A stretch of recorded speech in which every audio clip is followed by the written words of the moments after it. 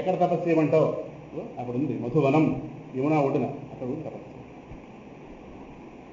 ఆ పిల్లవాడిని కాస్త ధ్రువుడిని కాస్త ఒక ఉన్నత స్థితి తీసుకెళ్ళినవాడు కదా నారదుడు. అందువల్ల ఇటు ధ్రువుడు ఇటు ప్రహ్లాదుడు కూడా నారదుల వారి యొక్క స్పిరిచువల్ ప్రొడక్ట్స్. ఇక నారదుడు మొత్తం భాగవతం రచించమని చెప్పి వ్యాసుడికి ప్రేరణ ఇచ్చింది ఆయనే, వాల్మీకి రామాయణం రచించమని ప్రేరణ ఇచ్చింది ఆయనే. నారం దదాతి, నారం అంటే జ్ఞానము, నారాయణుడికి సంబంధించిన జ్ఞానం నారం, దాన్ని లోకానికి అందించేవాడు, లేదు లోకానికి అందింపజేసేవాడు వాళ్ళ చేత, వాడు నారం. అందుకే ప్రారంభంలో అహో దేవర్షిర్ధన్యోయం యత్కీర్తిం శార్ంగధన్వన గాయన్ మాద్యనిదం తంత్రియా రమయత్యాదురం జగత్. తన యొక్క మహతి అనే వీణతో, ఒక తుంబురతో స్వామి యొక్క ఆ శారంగధనుముడు, శారంగ ధనం పట్టుకున్నటువంటి ఆ మహావిష్ణు యొక్క కీర్తిని ముల్లోకాలు కూడా తన గానంతో విస్తరింపజేసేవాడు ఎవడో. ఓహో అహో దేవర్షి ధన్యోయం, నువ్వు ధన్యుడు. ఇటువంటి నారదుల వారు భాగవతం మొదటి అధ్యాయంలో 4వ స్కంధంలో తన పూర్వచరిత్రను చెప్పుకున్నాడు. నువ్వు ఇంత మహర్షి గొప్పవాడు ఎలా అయ్యో అనగానే చిన్నప్పుడు ఆయన పూర్వచరిత్ర చెప్పాడు. పూర్వం నాకు దాసి కొడుకుని మా ఇంటికి అప్పుడు కొంతమంది సన్యాసులు 4 కాలాలు చాతుర్మాస వ్రతం చేయడానికి మా ఇంటికి వచ్చారు. నేను అప్పుడు వాళ్ళకి సేవలు అందించాను. వాళ్ళు నా ఇంటి చాలా ప్రసన్నమయ్యారు. వాళ్ళు తిన్నగా విడిచిన అన్నం నేను తినేవాడిని, వాళ్ళు చెప్పుకున్న భగవద్కథలు వినేవాడిని. దానివల్ల నాకు ఆత్మనిష్ట ఏర్పడింది. అప్పుడు వెంటనే వాడిని అడిగాను, నేను ఈ దేహంలో ఉండగానే ముక్తి పొందాలని. నీకు ఈ దేహంతో సాధ్యం కాదు, నీకు రాబోయే దేహంలో దొరుకుతుంది చెప్పారు. వాళ్ళు అక్కడి నుంచి వాళ్ళు అడిగారు. ఈలోపు మాట అన్నాడు, అదృష్టమో దురదృష్టమో మా తల్లి కాస్త పోయింది. పోగానే అక్కడి నుంచి బయలుదేరి అలా వస్తుంటే దాంట్లో మహావిష్ణువు దర్శనమైంది. ఆయన ఇదే మాట అన్నాడు, రాబోయే దేహంలో నువ్వు నా అంశగా పుడతావు. వెంటనే అక్కడ నాకు నా అదృష్టం కొద్ది మరణం వచ్చేసింది. ఆ మాటలు అంటారు వాళ్ళు, అదే నా అదృష్టం కొద్ది మరణం వచ్చింది. ఆ దేహం విడిచిపెట్టేశాను, రాబోయే దేహంలో బ్రహ్మగారి యొక్క అంశగా లోకంలోకి వచ్చాను. అయితే నీకు ఎలా జ్ఞాపకం ఉంది? స్వామిదేవుల జ్ఞాపకం, గత జన్మ ఈ జన్మలో జ్ఞాపకం ఉండడం స్వామి. కాబట్టి సాధు పురుషుల సమాగమం విడిచిపెట్టద్దు అన్నది నారదుల ద్వారా మనకు తెలుసు. సాధు పురుషుల దయవల్ల ఇంతవాడిని అయ్యాను అని నారదుల వారు ప్రవచనం చెప్పుకుంటే భాగవతంలో ఇవన్నీ వస్తాయి. అందువల్ల నారదాది ముని బృంద వందితం కనుక ఈ విధంగా హరిని ఇక విడిచిపెట్టకుండా స్మరిస్తాము. ఇక్కడ చదువుతుంటే ఇవన్నీ చూడగానే ఒక జ్ఞాపకం వస్తుంది. జయదేవుడు రాష్ట్రపతి స్వామి మంద హసితానం కదా, చక్కటి సరస్సులో తామరపువ్వు వికసించి ఉండి చిన్న గాలి ఇలా తోస్తుంది అనుకుంటున్నాను. చిన్న గాలి, పెద్ద గాలి కాదు, అది మంద హస్తానం. చిన్న చిరుగాలి ఇలా వచ్చి తామరపువ్వుని ఇలా అంటుంటే ఆ అందం ఎలా ఉంటుంది? అసలే తామరపువ్వు అందం, దానికి ఇలా గాలి కదులుతుంటే మా కృష్ణుడు కళ్ళు ఎలా ఉన్నాయంటే తెలియదు. అనిల తరళ కువలయ నయనేన తపతిన సా కిసలయ శయనేన యారమిత వనమాలిన యారమిత వనమాలిన హరే యారమిత వనమాలిన హరే యారమిత వనమాలిన హరే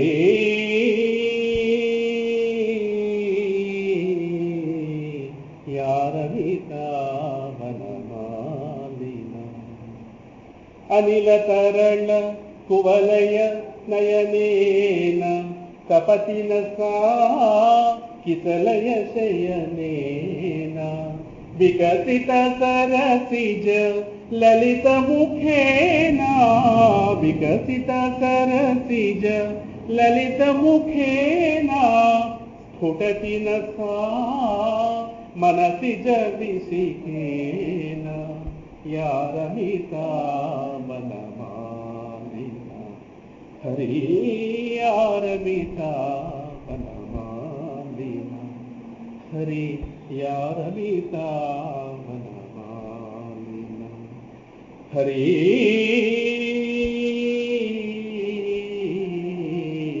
యారమిత వనమాలిన వనమాలిన యారమిత. ఎవడైతే వనమాలి అని రమిస్తుంటాడో దండపడిపోయింది. వనమాలి అని ఎవడైతే రమిస్తూ ఉంటాడో ఏ అనిల తరళ కువలయ నయనేన అనిల తరళ కువలయం, గాలి చేత, చిన్న గాలి చేత కదిలింపబడుతున్న తామర పువ్వు వంటి కళ్ళు కల పరమాత్మ నయ్యలేన. అది మందమంద హసితానం. తామర పువ్వు ఎప్పుడు చూసినా నవ్వుతూనే ఉంటుంది. కారణం కల్మషం లేదు. కల్మషంలోంచే పుట్టింది కల్మషం లేదు. బురదలోంచే పుట్టింది కానీ దానికి బురద లేదు. అదే తామర పువ్వుతో ముఖం పోలుస్తారు ఎవరిదైనా. కనుక గాలి చేత కదిలింపబడుతున్నటువంటి తామర పువ్వుల రేకుల వంటి కళ్ళు గల ఆ పరమాత్మ ఏందో ఎవడైతే రమిస్తాడో వాడికి కోరికలతో పనే ఉంది, సర్వము సిద్ధిస్తుంది కదా. తపస్సి నక్క కిసలయ్య చేయలేన. వాడికి అసలు ప్రపంచంలో దేని నుంచి తప్పించాల్సిన పనే లేదు. వికసిత సరసిత లలిత ముఖేన, చక్కగా విచ్చుకున్న తామర పువ్వు వంటి ముఖం గల ఆ పరమాత్మ ఏందో ఎవడైతే రమిస్తుంటాడు వాడికి ఇక మన్మధుడితో పని. మన్మధుడు వీడి ప్రదక్షిణ చేస్తాడు. వీడు మన్మధుడు కోరికలు తీర్చరా వాడు తిరగడం కాదు, వాడు వచ్చి వీడికి రోజు ప్రదక్షిణ చేసి వీడి పాదజలం జరుగుతుంది. పుటది నత మనసిజ మనసిజుడు అంటే మన్మధుడు. ఆయన గారు బాణాలను వీడు పడ్డు. కారణం ఎవడకు కావాలి, ఎండమావు ఎవడకు కావాలి. ఆ ఎండమావు అన్నమాట నెక్స్ట్ శ్లోకంలో వస్తుంది. అందుకు ప్రేరణ. తర్వాత శ్లోకంలో ఆయన చెప్పేస్తున్నాడు, ఈయనకి ఎప్పుడైతే నిరంతరం స్మరిస్తున్నాడో అది సాధన ఎప్పుడైతే జరుగుతుంటుందో మనకు ఎలాగోగా. ఇప్పుడు సమీపంలో ఉదాహరణ చెప్పుకుంటే బాగుంటుంది. ముద్ద తింటుంటే ఆకలి అంతా పోతుంటుంది కదా. అంత ఆకలి ఉంది, అంత ఆకలి ఒకసారి పోదు, అంత ఆకలి ఒకసారి పోవాలంటే ఎంత అన్నం లోపల తెలిసి తెచ్చుకుంటాం. పొలం ముద్దతో కొంత మొత్తం అంతా పోతుంది. అది ఎలాగో ఎప్పుడైతే హరిస్మరణ తీరుగా చేస్తున్నాడో ఉదయం పూట తెల్లవారుల సమయంలో వెలుగు అలా పెరుగుతుంటే అంధకారం మాయమైపోతున్నట్టుగా ఈయనలో ఆ హరి యొక్క టచ్ వస్తుంది. ఆ హరిస్పర్శ ఎప్పుడైతే వస్తుందో ఒక్కసారి ఆనంద బ్లిస్ అందుతుంది లోపల నుంచి. అందుతుంటే ఒక్కసారి ఓహో ఇంతవరకు పడిన శ్రమ ఒకసారి జ్ఞాపకం చేస్తుంది. ఈ భార్య భర్త 70 దాటిన తర్వాత ఉదయం కూర్చుని ఎంత కష్టపడ్డామో చిన్నప్పటి నుంచి ఇలాగా అని అనుకుంటారు కదా. అయిపోయి బాధ్యతలు తీరిపోయి రోజు కూర్చున్నారు. ఆనాడు ఇల్లు వాకిలు దొరక ఎంత కష్టపడ్డాము, వీళ్ళు ఎన్ని మోసాలు పడ్డాం అని ఒక్కసారి ఆ రోజు ఎలా బ్రతికేమో. ఇవాళ నెలకి 50,000 పెన్షన్ ఉన్నా సరే ఏమిటో ఉండకుండా ఆ రోజు 5 రూపాయలతో బతికిన రోజులు ఉన్నాయి, 20 రోజులు బతికిన ఉన్నాయి. ఎలా వెళ్ళాయంటే ఆ రోజులని అంటాడు ఆయన. అలాగే ఓహో ఇవాళ ఈ హరి యొక్క ఆనందం పొందుతుంటే, హరిస్పర్శ ఆనందం పొందుతుంటే ఇప్పటిదాకా అది లేని ధనం వల్ల తాను ఎంతగా బడలిపోయాడో ఈ సంసారం జ్ఞాపకం తెచ్చుకుంటాడు. దీని ఏమంటారంటే సింహావలోకనం అంటారు. ఒకసారి మనం సాధన చేస్తున్నప్పుడు పూర్వం జ్ఞానం కలక్కముందున్న దశకి ఇప్పుడు కలిగిన దశకి ఒకసారి చూసుకోవాలి మాత్రం. ఆ రోజున ఎలా ఉన్నాను 10 ఏళ్ల క్రితం, ఇవాళ ఎలా ఉంటున్నాను, ప్రపంచంలో ఇవాళ నా దృక్పథం ఎలా ఉంది, ఆ రోజు ఎలా ఉంది. సో ఈ మ్యాచింగ్లోనే మనకి గౌరవం పెరుగుతుంది. సాధనమే నిష్ఠ. ఏదో రాలేదని అలా రంపం పెట్టి రాసుకోకూడదు. ఒకసారి దీన్ని చూడాలి వెనక్కి. ఈ మాత్రం ఎదిగాం కదా, ఇంకా ఎదగాలి. దీన్ని సింహావలోకం. ఆ సింహావలోకం చేస్తుంది అంటున్నాడు ఆయన. ఇంతకాలం భవమరు పరిచ్ఛిన్న ఖేద మధ్య త్యజామి. ఇంతకాలం నా పరిస్థితి సంసారం అనే ఎడారిలో తిరిగి మొదటి రోజు ప్రవచనం అది. నాకు నిజమైన ప్రేమను అందించేటటువంటి వాడు దొరక్క ప్రేమ పిపాసతో తిరిగేది, శాంతి పిపాసతో తిరిగేది ఇంతకాలం. ఇప్పుడు నాకు మంచి సరస్సు దొరికింది. ఎండాకాలంలో దాహంతో కాలిపోతున్నవాడు చక్కటి సరస్సు కనిపిస్తే చూడగానే ఒక ఆనందం. ఏంటి? నా దాహానికి పరిష్కారం లభించింది. శుభ్రంగా బడిలిపోయాడు, వాడు తిరిగి ఇటు తిరిగి ఊహించండి. ఒక పాంథుడు అంటే బాటసారి అలిసిపోయాడు, ఎక్కడ నీళ్లు దొరకట్లేదు. ఒక ఎడారి ప్రాంతంలో చిక్కుపోయాడు, ఎక్కడ నీళ్లు లేవు.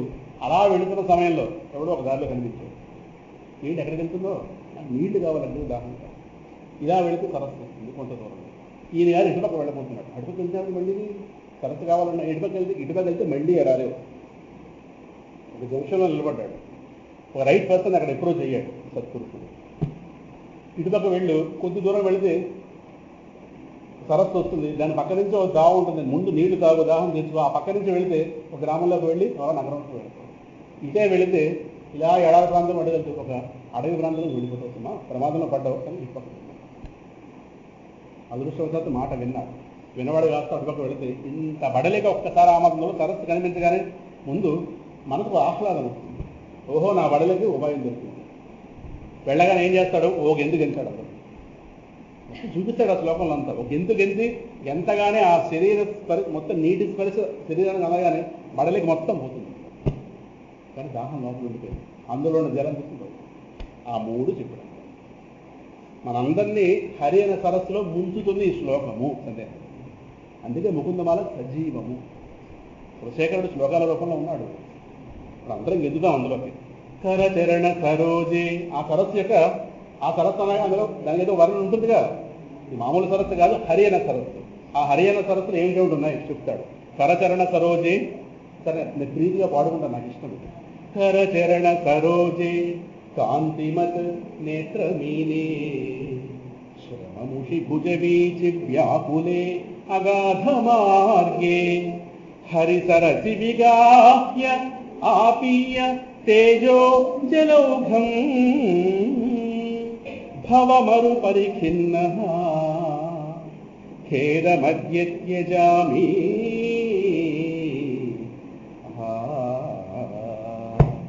మొత్తం శ్రమ ఊడిపోతుంది ఈ శ్లోకం.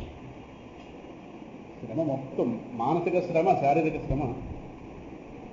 ఒక్కసారి సరస్సు చూసాడు, సరస్సు దూరం చూడగానే వర్ణిస్తున్నట్టు. ఏముంది హరి అనే సరస్సులో? మామూలు సరస్సులోనూ సరోజాలు ఉంటాయి, మామూలు తామరపువ్వులు. ఈ సరస్సులోనూ ఉన్నాయి, ఇందులో కూడా తామరపువ్వులు. ఏంటి?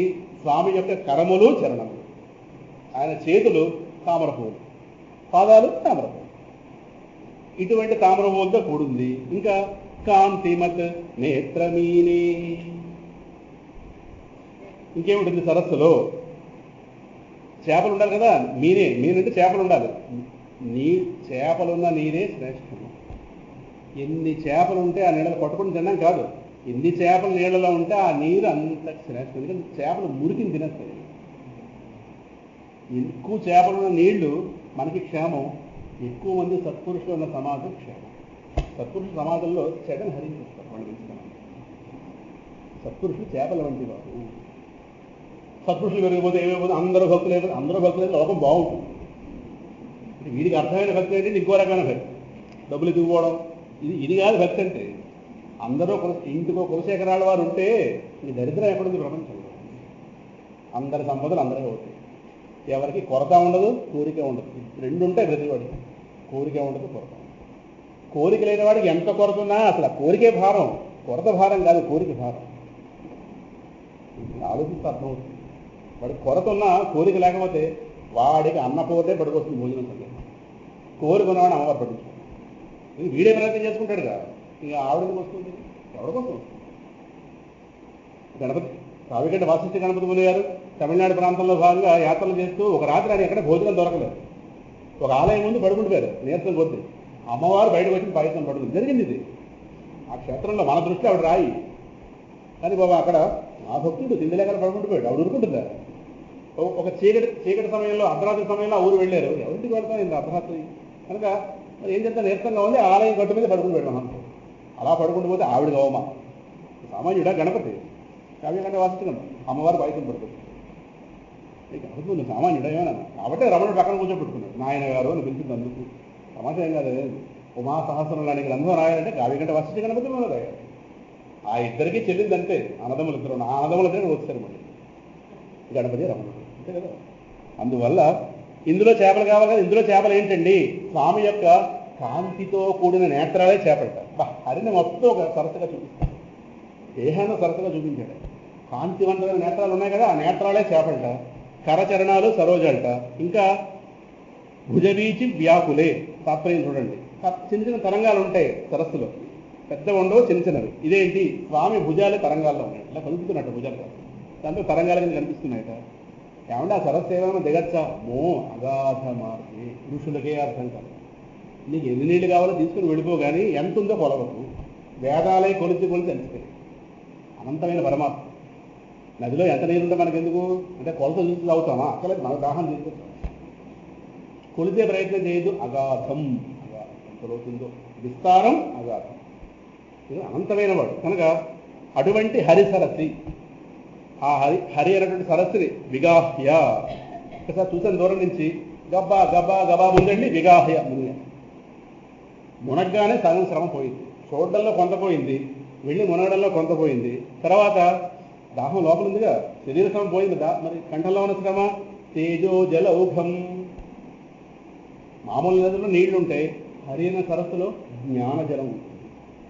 ఆ జ్ఞానం అనే జలాన్ని శుభ్రంగా ఆపీయ త్రాగి.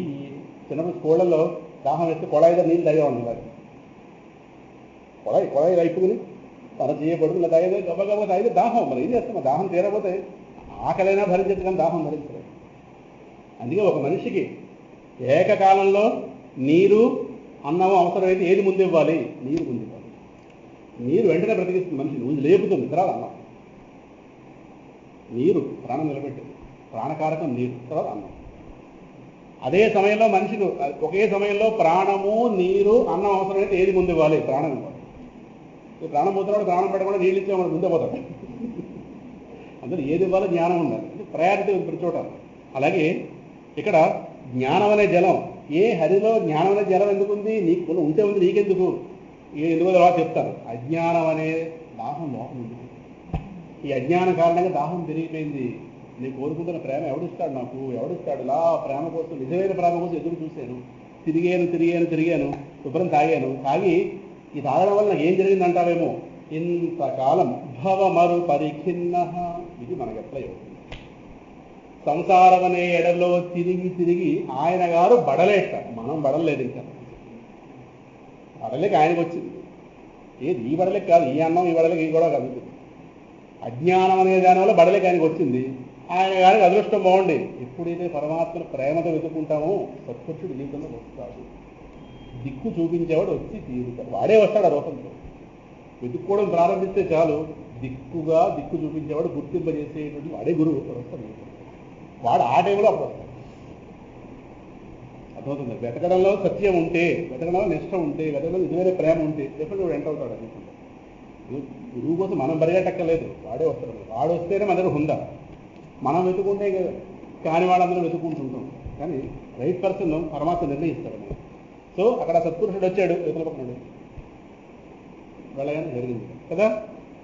భవమరు పరిఖిన్న, ఇంతకాలం ఎడారి వాటిలో నడిచేది ఆ పాంథుడి పరంగా చెప్తే, ఇక్కడ భవము అంటే సంసారము, సంసారం అనే మరువు అంటే ఎండమావి. మరువు అంటే ఎడారి, సంసారం అనే ఎడారిలో తిరిగి బడలిన నీరు. ఇంతకాలం బడలు నేను, ఇప్పుడు ఖేదం. ఇంతకాలం ఏముంది? ఖేదం, దుఃఖం ఉంది. ఇప్పుడు ఆ జలం ఎప్పుడైతే తాగానో అద్య, ఇప్పుడు వెంటనే ఆ పదం వేసాడు. మళ్ళీ ఇందాక అద్య ఇవ, ఇప్పుడు మళ్ళీ అద్య. నందనందన కృష్ణ రుక్మిణీపతి. అలా కృష్ణుడే పిలిస్తే బాగుంటుంది, ఇంట్లో వాళ్ళు పిలిచారు కదా. మళ్ళీ అంటున్నాడు అద్య, ఇప్పుడే అంటే ఆయనకు అనుభూతి కలుగుతోంది. నాకు ఈ క్షణమే నేను ఎంతవరకు పడిన శ్రమని ఈ జ్ఞానజలం పుచ్చుకోగానే దాహం ఎగిరిపోయిందిగా. యజామి శ్రమని శ్రమముషి. ఏట సరస్సు, అది ఒకటి చెప్పుకోలేదు. ఈ సరస్సు శ్రమలను తీర్చేది. ప్రపంచంలో ఉన్నది ఏదైనా శ్రమని పెంచేది. శ్రమ తొలగించినట్టుగానే ఉంటుంది, కానీ ఏదైనా కావచ్చు, అది ఆ తాత్కాలికమే కానీ శాశ్వతంగా శ్రమ తొలగించే సరస్సు హరి సరస్సే. కనుక ఈ హరి సరస్సులో ఇప్పుడు దిగి ఈ ఖేదాన్ని, అంటే ఈ శ్రమని, ఇప్పటిదాకా పొందిన శ్రమని పోగొట్టుకున్నాను అని చెప్పాడాయన. ఆ ఎండమావేంటి? ఎందుకంటే వెంటనే బయటకు వచ్చింది కదా అంటామేమో. ఎడారి చేసేంత మోసం ఎవరు చేయరు. ఎడారి చాలా మంది ఎడారిలో నీళ్లు దొరకవాలి తప్పడిగారు వాళ్ళు. నీళ్లు దొరకంగానే ఎడారి తిరిగేస్తారు. మరి ఎడారిలో నీళ్లు దొరకవు కరెక్ట్ టైం, ఎందుకు బయటకు వచ్చేది వెంటనే? ఎడారి నీళ్ళు ఇవ్వదు కానీ ఎండమావులతో మోసం చేస్తుంది. ఎండమావులతో మోసం. నీళ్ళు ఎందుకే చచ్చిపోతాయి. ఇప్పుడు మనుషులు కూడా బయటపడ్డాడు. నీళ్ళు పాపం జ్ఞానం ఉండదు. ఇక్కడ నిలబడితే అక్కడ నీళ్ళు ఉంటుంది కనుక. ఎందుకంటే సూర్యకిరణాలు కాస్త పరావర్తనం చెంది అక్కడ సూర్యకిరణాలు ఇలా పడడం, అక్కడి నుంచి గాలి ఇలా వేచడం, ఆ వేచడంలో ఈ కిరణాలు కదిలినట్టుండి నీళ్ళు ఉన్నట్టు కనిపిస్తుంది, చిన్న ప్రవాహం ఉన్నట్టు కనిపిస్తుంది. పాపం లేడీ జ్ఞానం లేదు, అక్కడ చూస్తే నీళ్ళు ఎక్కడ ఉన్నాయి, పాపం ఇక్కడి నుంచి అక్కడ పెరగదు, నీళ్ళు ఉండవు. మళ్ళీ అటు నుంచి చూడగానే అది పూర్వం ఎక్కడి నుంచి వెళ్ళింది అక్కడ మళ్ళీ నీళ్ళు కనిపిస్తుంది. పశుపతి దాని జ్ఞానం. మళ్ళీ ఇక్కడికి వస్తుంది బడలేక, అసలే బడలేక. ఆ బడలేకలో ప్రయాణాల్లో వెతుకులాటలు, బడలేక పెరిగిపోతుంది. అందుకు ఆయన చెప్పాడు, ఈ సంసార సాగరం, సంసారమైన ఎడారి ఏదైతే ఉందో ఇది శాంతినివ్వదు, కరెక్టే, శాంతినివ్వదని ఒప్పుకోదు. ఎండమావులతో మోసం చేస్తుంది. మన గట్టిగా ఎక్కడ మహాత్ములు వైపుతామని చిన్న సుఖం చూపిస్తుంది. మనకు అది చాలు. ఎలక్కి మందు పెట్టినట్టు మనం సుఖం పెడుతున్నాం. చాలు మనకు మనం అనుకున్న చేరొస్తే అయితే మన పని. మన కులశేఖరాళ్ళ వారు ముకుందమాల రాసి కూడా అంత ఆనందం పొందలేము, అంత ఆనందం పొందుతాం. ఏది అనుకున్న చేరకుండా ఇలా వేస్తుంది ఎలక మందు పెట్టి ఎరేస్తారు కదా, దానివల్ల బోన్లో గెలుస్తుంది. ఇలాగే సుఖాలని ఎరవేస్తుంది, పొగడ్తలు ఈ లోకంలో ఏవో వస్తాయి. ఆరోగ్యం, కొంచెం శరీరం మన మాట విందంటే మనం ఎవరి మాట వినాం, అది కదా అదొకటి. ఇలా రకరకాల తెగుళ్ళు ఇస్తుంది. ఒక్కసారి పడుకోబెట్టారు. ఇంకా బంధుబలగంలో మన మాట అందరూ వింటుంటారు, ఇంకా భూమి నిలబడతారు. ఇంక ఇంట్లో వాళ్ళు చెప్పు చేతల్లో ఉంటారు, ఇంకా భూమి నిలబడి ఇవన్నీ పెంచేస్తుంది. ఇలా టెంపరేచర్ పెంచేస్తుంది లోపల. పెంచిన తర్వాత హిరణ్యేశ్వరుడు అయిపోతాం. ఇంకా హరేంటి ఇవన్నీ ఒక్కసారి దూరం అవుతుంటే బాధ ఉంటుంది. అప్పుడు అర్థమవుతుంది కదా, సమస్య వచ్చాక గుర్తించేవాడు జ్ఞాని కాదు, సమస్యను ముందే గుర్తించేవాడు. ఒక మాట చెప్తున్న వాడు వెళ్ళిపోతాం, రేపు కొనసాగిద్దాం. ఇంకో 2 శ్లోకాలు ముందుకు వెళ్తాం అనుకున్నాను. వైరాగ్యం అనేది ఎలా వస్తుంది? కేవలం ఈ దేహపరంగా నాకున్న సుఖ దుఃఖాలను మాత్రం ఆలోచించి పక్కకి వెళ్ళిపోతే వైరాగ్యం రాదు. ప్రపంచంలో ఉన్న దుఃఖాలన్నింటినీ నాకు అన్వయించుకోవాలి. వైరాగ్యం. ఇవాళ నాకు ఈ దేహపరంగా కొన్ని దుఃఖాలు లేకపోవచ్చు, రావని ఎవరు చెప్పారు? ఓన్లీ ఈ దేహంలో రావు, కరెక్ట్. నేను జాతకం చూపించుకున్నా ఈ దేహంలో రావు, కరెక్ట్. మళ్ళీ తమ దేహంలోకి రావాలని ఎవరు బాగుంటారు సార్? వచ్చినట్టు మళ్ళీ వస్తే వచ్చిన ఈ ప్రపంచంలోకి రావాలి కదా. ఈ ప్రపంచంలోకి రావాలంటే మళ్ళీ వచ్చినప్పుడు పాపాలు పెరగబడి ఆ దుఃఖం మనం తీసుకొస్తాం. ఈ ప్రపంచంతో మనకి చెల్లు చీటి ఎవడో రాసిచ్చాడు మనకి, మళ్ళీ ప్రపంచంలో తమరు రారు అని ఎవరు రాసిచ్చారు? ఈ దేహంలో పలానా ఆపదలు రావాలని ఎవరు చెప్పారు? వాళ్ళ పేపర్లో ఒకటి చూస్తాం, రేపు నా జీవితంలో రావచ్చు. వాళ్ళ హాస్పిటల్లో నేను ఒక విభాగానికి వెళ్ళాను కరెక్టే, కానీ మిగతా విభాగాలు తిరుగుతున్న వాళ్ళు ఒక క్యాన్సర్ పేషెంట్, ఇంకో పేషెంట్, వాడు తెలియనివాడు నాకంట. ఒకనాడు ఈరోజు వాడు తెలియవాడు తెలిపేది, వాడు చూసి అయ్యో అంటాను. ఎందుకంటే నేను జలుబును చూపించుకోవడానికి వెళ్ళాను కరెక్టే, వాడు క్యాన్సర్ కోసం వాడు ఎక్కడికి వచ్చాను, అన్నీ ఓ దగ్గర ఉన్నాయి. వాడు అయ్యో అంటాం కరెక్టే, కానీ నేను నా దేహానికి సమస్య లేదు కదా, కరెక్ట్ అనుకోవచ్చు కావచ్చు. వాడు ఒక 10 ఏళ్ల క్రితం వాడు ఆరోగ్యవంతుడే, ఈ ఆపద వాడు ఆరోగ్యవంతులేదు. కారణం నాకు రాదు, నేను హెల్త్ మెయింటైన్ చేస్తున్నాను కదా అన్న. హెల్త్ మెయింటైన్ చేస్తున్నా, అది ఎక్కడికి రావడం అక్కడ వస్తుంది. అందుకే వర్షం పడ్డాక బట్టలు తీయడం కాదు, మేఘం తెలుస్తుంది వర్షం వస్తుంది. నల్ల మేఘం ముందే వేస్తుంది, వేగానే ఒడియాలో అప్పడాలు తీసుకుని పెరగబంది అంటాం, వస్తుంది. జ్ఞానం ఉంది కాబట్టి. అలాగే ఏ లోకంలో జీవిస్తున్నామో ఈ లోకంలో కనిపించే ప్రతి ఆపదనే నాకు అన్వయించుకోవాలి. ఇది వస్తే నాకు అప్పుడే వైరాగ్యం పెరుగుతుంది. వైరాగ్యం పెరిగితేనే పరమాత్మ చేరుకుంటాడు. వైరాగ్యం పెరిగితేనే పరమాత్మ అడుగులు పడతాయి సరిగ్గా. లేదా పరమాత్మకు బరువైన వస్తువు అనిపిస్తుంది, వేస్ట్ వస్తువు. ఇవాళ కాలంలో భక్తి చాలా మందికి వేస్ట్. కారణం వాడుకున్న సుఖాలు శాశ్వతం, ఇవి దూరం అయిపోతుండే ఉండే బాధ ఉంటుంది.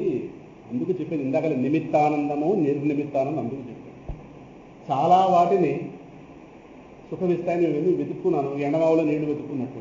అవన్నీ సుఖం ఇవ్వడం మానేసి నాకు దూరం అయిపోతుంటే ఆ బాధపడి, అసలే సుఖం రాని బాధ, దానివల్ల దూరం అయిపోతున్న బాధ, వాటిని భరించలేని బాధ, దాచుకోవాల్సిన బాధ, మనసులో పెట్టుకోవాల్సిన బాధ, ఈ బాధలను లోపల దాహాన్ని పెంచేస్తున్నాయి. ఏ దాహం? సుఖ పిపాస. సుఖపడాలి సుఖపడాలి సుఖపడాలి సుఖపడాలి నిరంతర ప్రతి వాళ్ళలో ఉందని. మనం సుఖపడాలని ఏ క్షణం అనుకోవట్లేదు, ఏ క్షణం అనుకునే క్షణం అంటూ ఉందా? కానీ ఈ దాహం ఎప్పుడు తీరుతుంది? ఈ దాహాలు బాగా తీరుతుంది, ఆ దాహం ఎప్పుడు తీరుతుంది? ఈ సుఖం అనేటటువంటి సుఖ పిపాసకి నిజమైనటువంటి ఆ దాహం తీర్చే జనం కేవలం జ్ఞానము. సరే, జ్ఞానం వైపు తిరగాలంటే ముందు ఈ భ్రాంతి వదలాలి కదా. లేడీలాగా లేడంటే అయ్యో అనుకున్నాం, మనం ఏం చేస్తున్నాం? లేడీకి ఎండమావి జ్ఞానం లేదు, మనకు ప్రపంచం అవి ఎండమావి, ఇవి సుఖమావులు. సుఖాలు లేవు ఉన్నట్టు. అందుకే దాన్ని మరీచిక అంటారు సంస్కృతంలో. మరీచి అంటే సూర్యుడు. ఆ సూర్యకిరణాల మీద పడగానే అక్కడ ఏదో నీళ్ళు కనిపిస్తే అది మరుగు. అటు తిరుగుతుంది, ఇటు తిరుగుతుంది, లేడు అలా తిరిగింది. అలాగే మనకి ఏవైతే విషయ ప్రపంచంలో ఉన్నాయో వీటన్నింటినీ సుఖమిస్తాయని చెప్పి నమ్మి వాటిని ధ్యానించి మనసులో పెట్టుకుని పొందడానికి కర్మలు చేసి వాటిని దాచుకుని అనుభవించి వాటిని నావిగా చేసుకుని వాటిని ఎవరిని ముట్టుకోనివ్వక లోహిత్వం పెంచుకుని కామ క్రోధ లోభాలు ఇవన్నీ పెంచుకుని చివరికి ఇవన్నీ నన్ను మళ్ళీ వీధిలో నిలబెట్టేస్తే నాకు అనేది. ఇవన్నీ మనసులో పెట్టిన సులభంగా బయటకు వెళ్ళవు. మళ్ళీ కొత్త వాటి మీద మళ్ళీ మూజు వెళ్ళి ఇలా ఈ సంసారమైన ఎడారిలో ఎన్ని దేహాలు మార్చేనో అన్ని దేహాలలో. ఎందుకంటే ప్రపంచ మోజు ఉన్నప్పుడు మళ్ళీ దేహం వచ్చేస్తుంది. ఈ దేహాల్లో ఉండి మళ్ళీ ఎన్ని దేహాల మీద ఆధారపడ్డారు, ఎంతలో సుఖపడతారో ఎదురు చూశాను. వాళ్ళు నా వైపు చూశారు. వాడు ఎండమావి, నేను ఎండమావి కదా. ఇలా ఈ అన్వేషణలు జన్మలు వెళ్ళిపోయింది. కోరికలు పెరిగిపోయినాయి, మనసుని భారం పెరిగిపోయింది. సత్యం ఎవడని చెప్పినా అంగీకరించడానికి సిద్ధంగా లేదు. నన్ను నేనే సుఖపెట్టుకోవాలని ఒక విపరీత ప్రయత్నం మన దగ్గర ఉంది. సమస్య అర్థం కాలేదు. ఇవాళ రోజు సమస్య అర్థమైంది కనుక కులశేఖరుడికి అద్యత్యజామి అనగలడు. ఈ మాట మనం ఎప్పుడు అంటాం? ఈ హరిసరస్సు మనకెప్పుడు కనిపిస్తుంది? ఎక్కడ బయట వెనక్కండి, హరిసరస్సు లోపలే ఉంది. ఈ హరిసరస్సు మనకెప్పుడు దర్శనమిస్తుంది? అందులో మునగాలనే జ్ఞానం మనకెప్పుడు ఏర్పడుతుంది? అందులో చిన్న తేజోజలం మనకెప్పుడు పాలన చేయగలుగుతాం? ఎప్పుడు ఈ శ్రమలు పోతాయి? శ్రమముషి, శ్రమలు కలిగించేది. శ్రమ పెట్టని వాళ్ళు ఎవరు ఉన్నారు? వాళ్ళ కోరికలతో వాళ్ళ ఉద్రేకాలతో శ్రమ పెడుతున్న వాళ్ళే. శ్రమ అంటే మన మనసు మీద ఒత్తిడి పెట్టేవాళ్ళు. మనం ఒకటి అనుకుంటాం, వాళ్ళు ఒకటి అంటారు. కుదరదు, మాటలు అనువాదం. శ్రమ ఏ వస్తువు శ్రమ పెట్టట్లేదు. ఎక్కడ శ్రమ లేకుండా ఎక్కడున్నాం? బహుశా చిన్నప్పుడు బాగానే ఉన్నామని అంటాం. అప్పుడున్న భయాలు అప్పుడున్నాయి. అమ్మ బొంత వేసి పడుకోబెట్టింది, ఆ కింద నుంచి చీమ కొట్టేస్తాం, ఏడుస్తాం. చీమ కుడుతుందని మనకు తెలియదు. అయ్యి ఏడుస్తాడు, పాలు పట్టాలేమో అంటుంది ఆ కిచెన్ గారు. కింద చీమ కుడుతుంది. దానికి ఏం తెలుస్తుంది? తర్వాత చూస్తుంది, ఈరోజు ఇంత వదిలిపెట్టింది. ఆ బాధలు పడలేదా? అప్పుడు శ్రమ పడింది ఎవరు? ఆవిడ తర్వాత వెన రాస్తుందేమో కరెక్టే, చీమ కొట్టుకుంటే ఆచిందా? ఆవిడకి జ్ఞానం లేదు. ఆ బొంతలో చీమ ఉంది, ఇంత వదిలిపెడుతుంది. మన ఆశ్రమలు పడింది మనమే. జీవితం వెనక్కి చూసుకోవాలి. జీవితంలో ఎక్కడెక్కడ ఏది కనిపిస్తున్నా ప్రపంచంలో, దానిలో ఆ పాత్రలో నన్ను ప్రవేశపెట్టుకుంటే నా సంగతి. కులశేఖరుడు చెప్పింది సహజ మరణాల సంగతి. ఆ సమయంలో భగవన్నామం వస్తుందా? ఇప్పుడే వచ్చి నా మీద వస్తే ఆఖరి తలంపు భగవన్నామం వస్తుందా? భగవంతుడు పొందకపోతే నా జీవితం ఏంటి? నా సంగతి ఏంటి? కనీసం 10 లక్షలు వెనకేసుకోకపోతే నా జీవితం ఏంటి అంటాం. బాగా జీవితం చివరిదాకా ఆలోచించాం. తర్వాత నేను మళ్ళీ వెనక్కి రానని ఎవరు గ్యారంటీ ఇచ్చారు? ఎవరిచ్చారు? కులశేఖరుడికే లేదు, మనకు ఎవరు హామీ ఇచ్చారు? వస్తే సంగతి ఇవాళ సౌకర్యాలు అక్కడ వస్తాయా? ఒకవేళ మనకు అతదేహం జ్ఞాపకం పెట్టుకుని మళ్ళీ ఆయనకి వెళ్ళి అమ్మ అన్న ఒక చివరి ఎవరంటారు? దేహం మార్చాం. ఈ గదిలో ఉండేదాన్ని, ఈ విరవ వాడేదాన్ని, ఇక్కడే కుదరదు, బయటకు పోవాలి. పోయింది, వాడగా అదే స్మృతి పోయింది. మనకుందేమో పోతాను. ఎవరు రాని, ఎవరు ఉండలేదు.